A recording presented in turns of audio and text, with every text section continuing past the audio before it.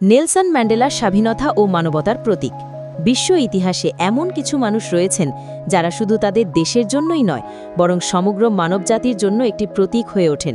Nelson Mandela ছিলেন ঠিক তেমনই একজন ব্যক্তি। তিনি ছিলেন দক্ষিণ আফ্রিকার বর্ণবাদ বিরোধী সংগ্রামের অগ্রণী নেতা, যিনি শান্তিপূর্ণ উপায়ে দীর্ঘদিনের বর্ণবাদ ব্যবস্থা বিলুপ্ত করে দক্ষিণ আফ্রিকায় গণতন্ত্র প্রতিষ্ঠায় গুরুত্বপূর্ণ ভূমিকা পালন করেন।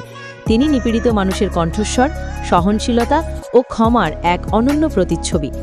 নেলসন রলিহাল্লা ম্যান্ডেলা ১৯১৮ সালের ১৮ জুলাই দক্ষিণ আফ্রিকার ট্রান্সকেই অঞ্চলের এমভেজো গ্রামে জন্মগ্রহণ করেন। তার গোত্র ছিল তেম্বু জাতির। রলিহাল্লা শব্দের অর্থ হল গাছের ডাল টানা, যার রূপক অর্থ দুষ্টুমি করা। পরবর্তীতে একজন শিক্ষক তাকে নেলসন নামটি দেন, যা ছিল ব্রিটিশ নামকরণ প্রথার অংশ। ম্যান্ডেলা ফোর্ট হেয়ার বিশ্ববিদ্যালয়ে পড়াশোনা করেন, পরে উইটওয়াটারস্ট্যান্ড বিশ্ববিদ্যালয়ে আইন বিষয়ে পড়ালেখা করেন। পড়াশোনার পাশাপাশি তিনি রাজনীতি ও সামাজিক অসাম্য সম্পর্কে গভীর আগ্রহী হয়ে ওঠেন। ১৯৪৪ সালে ম্যান্ডেলা আফ্রিকান ন্যাশনাল কংগ্রেসে যোগ দেন। এটি ছিল দক্ষিণ আফ্রিকার কৃষ্ণাঙ্গদের অধিকার রক্ষার জন্য গঠিত একটি রাজনৈতিক সংগঠন। ম্যান্ডেলা সেই সময় এএনসির যুব শাখা এএনসি ইউথ লীগ গঠনে নেতৃত্ব দেন। ১৯৪৮ সালে দক্ষিণ আফ্রিকায় জাতীয় পার্টি ক্ষমতায় আসে এবং আনুষ্ঠানিকভাবে অ্যাপারথাইড বা বর্ণবৈষম্য নীতি চালু করে। এই নীতির আওতায় শ্বেতাঙ্গ এবং কৃষ্ণাঙ্গদের মধ্যে সকল সামাজিক, রাজনৈতিক ও অর্থনৈতিক বিচ্ছিন্নতা জোরপূর্বক বাস্তবায়ন করা হয়। ম্যান্ডেলা প্রথমে শান্তিপূর্ণ আন্দোলনের মাধ্যমে পরিবর্তন আনতে চেয়েছিলেন, কিন্তু যখন তিনি বুঝতে পারলেন যে শান্তিপূর্ণ পদ্ধতি যথেষ্ট নয়, তখন তিনি সশস্ত্র আন্দোলনের পথ বেছে নেন। ১৯৬১ সালে তিনি এএনসি সশস্ত্র শাখা ওমকন্থদে সিজওয়ে গঠন করেন। তাদের লক্ষ্য ছিল রাষ্ট্রের অবকাঠামোর ওপর আঘাত এনে সরকারকে চাপে ফেলা। ১৯৬২ সালে ম্যান্ডেলাকে গ্রেফতার করা হয় এবং ১৯৬৪ সালে তাকে রাষ্ট্রদ্রোহিতার অভিযোগে যাবজ্জীবন কারাদণ্ডে দণ্ডিত করা হয়। তাকে রোবেন দ্বীপের কুখ্যাত কারাগারে পাঠানো হয়, যেখানে তিনি ১৮ বছর বন্দী ছিলেন। পরে আরও ৯ বছর বন্দী জীবন কাটান পোলসমুর এবং ভিক্টর ভেস্টার কারাগারে। ম্যান্ডেলার কারাবরণ দক্ষিণ আফ্রিকা এবং বিশ্ব জুড়ে প্রতিবাদের জন্ম দেয়। তাকে মুক্ত করার দাবিতে আন্তর্জাতিক মহলে ব্যাপক আন্দোলন শুরু হয়। ১৯৮০-র দশকে ম্যান্ডেলা একটি ব্যক্তি, একটি ভোট দাবির প্রতীক হয়ে ওঠেন। কারাগারে থাকা অবস্থাতেই তিনি বিশ্বজুড়ে নায়ক হয়ে উঠেছিলেন। কারাগারে তিনি কঠোর শারীরিক শ্রমের মধ্যে থাকলেও আত্মিকভাবে তিনি ছিলেন দৃঢ় ও অটল। তিনি অন্যান্য বন্দীদের শিক্ষা দিতেন, আলোচনার মাধ্যমে মনোবল জাগতেন এবং অনুপ্রেরণা ছড়াতেন। এমনকি কারাগারের প্রহরীদের সঙ্গেও তিনি মানবিক আচরণ করতেন।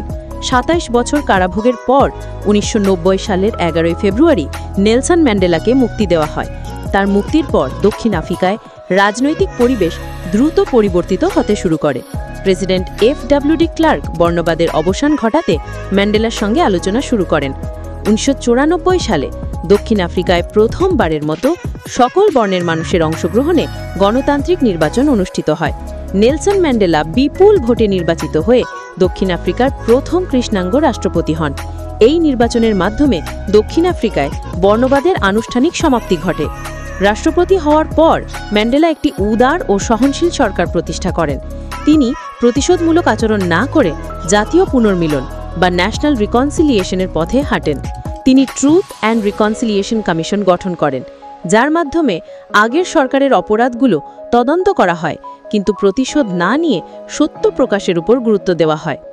ম্যান্ডেলার অন্যতম কৃতিত্ব ছিল সকল জাতিগোষ্ঠীর মধ্যে ঐক্য সৃষ্টি করা। তিনি জাতীয় ক্রিকেট ও রাগবি টিমের ম্যাচে উপস্থিত হয়ে খেলার মাধ্যমে দেশবাসীকে এক সূত্রে বাঁধার প্রতীকী প্রয়াস নেন। নেলসন ম্যান্ডেলাকে বিশ্বজুড়ে বহু পুরস্কার ও সম্মাননায় ভূষিত করা হয়েছে। তার মধ্যে সবচেয়ে বেশি উল্লেখযোগ্য হল নোবেল শান্তি পুরস্কার। ১৯৯৩ সালে ম্যান্ডেলা ও এফ.ডব্লিউ.ডি. ক্লার্ক যৌথভাবে এই পুরস্কার লাভ করেন। ভারত সরকারের ভারতরত্ন ১৯৯০ সালে। দক্ষিণ আফ্রিকার নাগরিক হিসেবে তিনি ছিলেন ভারতের সর্বোচ্চ বেসামরিক সম্মানপ্রাপ্ত প্রথম বিদেশি। যুক্তরাষ্ট্রের প্রেসিডেন্সিয়াল মেডেল অফ ফ্রিডম, আন্তর্জাতিক অঙ্গনে শতাধিক ডিগ্রি ও উপাধি। ১৯৯৯ সালে রাষ্ট্রপতির পদ থেকে অবসর গ্রহণের পর ম্যান্ডেলা মানবিক কাজের জন্য নিবেদিত হন। তিনি গঠন করেন দ্য নেলসন ম্যান্ডেলা ফাউন্ডেশন, যার মাধ্যমে স্বাস্থ্য, শিক্ষা ও মানবাধিকার প্রচারের কাজ শুরু হয়। তিনি এইডস সম্পর্কে জনসচেতনতা তৈরির কাজেও যুক্ত হন, বিশেষ করে যখন তার ছেলে এই রোগে আক্রান্ত হয়ে মারা যান। 2013 সালের 5ই ডিসেম্বর 95 বছর বয়সে নেলসন ম্যান্ডেলা মৃত্যুবরণ করেন। তার মৃত্যুতে পুরো বিশ্ব শোকাহত হয়। জাতিসংঘ, ইউরোপীয় ইউনিয়ন, আফ্রিকান ইউনিয়ন সহ সকল রাষ্ট্রপতি তাকে শ্রদ্ধা জানিয়েছেন। দক্ষিণ আফ্রিকায় রাষ্ট্রীয় শোক পালন করা হয় এবং বিভিন্ন দেশে স্মরণসভা অনুষ্ঠিত হয়। নেলসন ম্যান্ডেলা শুধুমাত্র একজন রাজনীতিবিদ নন, তিনি একটি চেতনার নাম। তার জীবনের মূল বার্তাগুলোর মধ্যে অন্যতম হল ক্ষমাশীলতা। তিনি তার দীর্ঘ কারাবাস ও শ্বেতাঙ্গ সরকারের নিপীড়নের পরও প্রতিশোধের পথে হাঁটেননি। মানবতা ও সমতা। তিনি বিশ্বাস করতেন সব মানুষ সমান ও কারো গায়ের রং বিচার করে তার মর্যাদা নির্ধারণ করা অন্যায়। নেতৃত্বের সাহস। তিনি আত্মত্যাগ করে নেতৃত্বের যে মানদণ্ড স্থাপন করেছেন তা বিশ্বব্যাপী প্রশংসিত। নেলসন ম্যান্ডেলার জীবন ইতিহাসের এক বিরল দৃষ্টান্ত।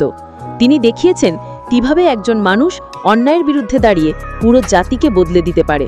তার সংগ্রাম, ত্যাগ ও ক্ষমাশীলতা যুগে যুগে অনুপ্রেরণা যোগাবে। তিনি আমাদের শিখিয়েছেন, আমি যা পেয়েছি তার জন্য আমি ধন্য নই, বরং আমি ধন্য কারণ আমি কিছু করার সুযোগ পেয়েছি। আজও বিশ্বজুড়ে যখন বৈষম্য, ঘৃণা ও হিংসা বিদ্যমান, তখন নেলসন ম্যান্ডেলার আদর্শ আমাদের সঠিক পথ দেখাতে পারে। সত্যি, নেলসন ম্যান্ডেলা ছিলেন একজন মহান নেতা, একজন সত্যিকারের মানবতার দূত।